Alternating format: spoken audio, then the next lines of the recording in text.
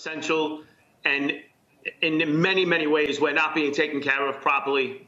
I think you've noted that the ATU and the TW, the two biggest transit unions in the country, have collectively made a vow to defend transit workers, and we're in the midst of doing that right now, fighting it out city by city, municipality by municipality, to ensure that transit workers have the proper PPE and proper procedures in place to take care of them.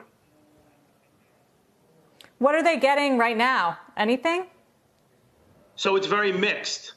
Cities like New York, where there's been an extremely aggressive fight back, New York City transit workers are well protected in terms of PPE. There's some other issues going on in terms of density in the system that we can talk about. But other cities such as Atlanta, Columbus, Ohio, Cleveland are not being taken care of in any uniform way.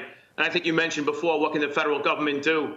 Well, just like the federal government instituted an economic bailout, a uniform economic bailout, industry by industry, certainly the federal government needs to step up, whether that be OSHA or the FTA or on the airline side, the FAA. They need to step up with uniform protections for workers, because right now it's not going on, it's not happening, and transit workers are dying.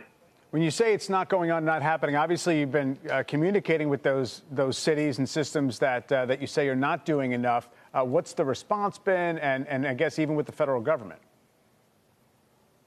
So the federal government it's not a uniform system like it would be in the airline industry. Transit providers are done municipality by municipality. We're asking now for the first time that the federal government institute uniform measures across the board.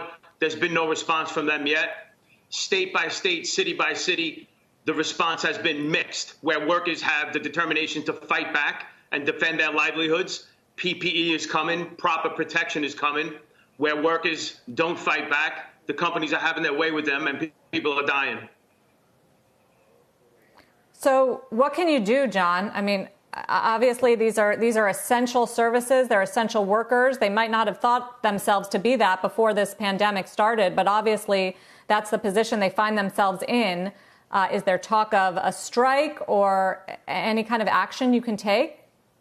Yeah, so absolutely, transit workers, we've always recognized ourselves to be essential workers in society. We are the circulatory system in any calamity that gets frontline workers into the fight, whether they be paramedics or home aides or food industry workers. So in the aftermath of the 9/11 attacks, transit workers stood tall. In the aftermath of Hurricane Sandy and various other hurricanes, we've always delivered for society.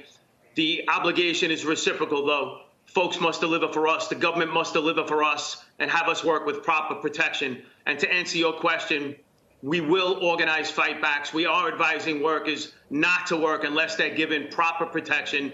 It's idiotic for a municipality or any government entity or a private employer, for that matter, to say that they cannot obtain proper protection. The unions themselves have been able to obtain it, and if we've been able to obtain it, the government certainly can. So it's a situation where it's become obvious in some cities that the employers, whether they be government agencies or private entities, simply don't care about the health and safety of transit workers and are really willing to use them as cannon fodder. And we're not going to be used as cannon fodder. We will fight back. John, we hope you get what you need. Keep us posted. And thank you for joining us. Thank you.